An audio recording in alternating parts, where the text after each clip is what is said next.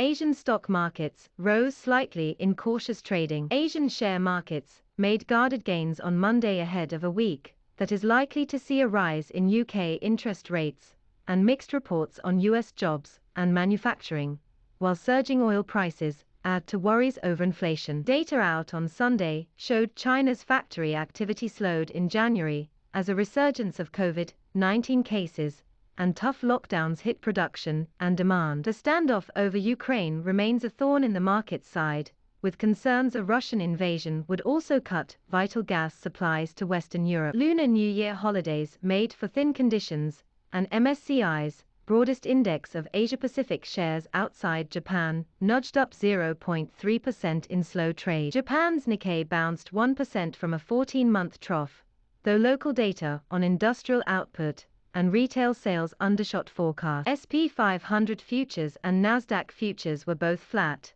while EUROSTOXX 50 futures rose 1% and FTSE futures 0.6%. The Bank of England is likely to hike rates again this week, continuing the global trend toward tighter policy. The European Central Bank also meets, but is expected to stick to its argument that inflation will recede over time. Markets have swung to pricing in 5 hikes from the Federal Reserve this year to 1.25%, though investors still see rates peaking at a historically low 1.75 to 2.0%. Analysts at BofA think that is not nearly hawkish enough. We point out that markets have underpriced Fed hikes at the start of the last 2 hiking cycles, and we think that will be the case again, says BofA chief economist Ethan Harris. Starting in March, we expect the Fed to start raising rates by 25 BP at every remaining meeting this year for a total of 7 hikes, with 4 more hikes next year, he adds. This would take the terminal rate to 2.75 to 3.00% by the end of 2023,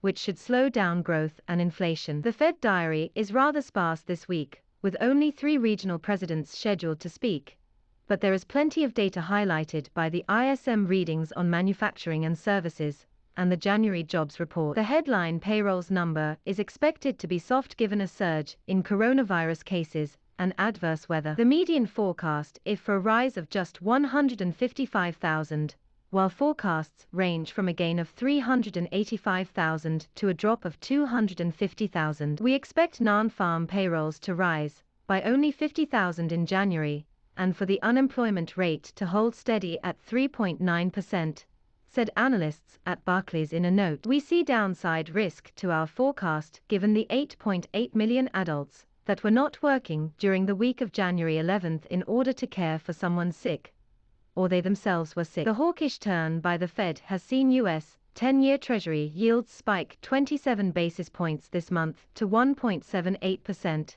Making bonds relatively more attractive compared to equities, and particularly growth stocks with stretched valuations. It has also bolstered the US dollar, which has jumped 1.7% so far this month against a basket of its main rivals to the highest since July 2020, and was now at 97.167. The euro shed 1.7% last week, dropping to its weakest since June 2020.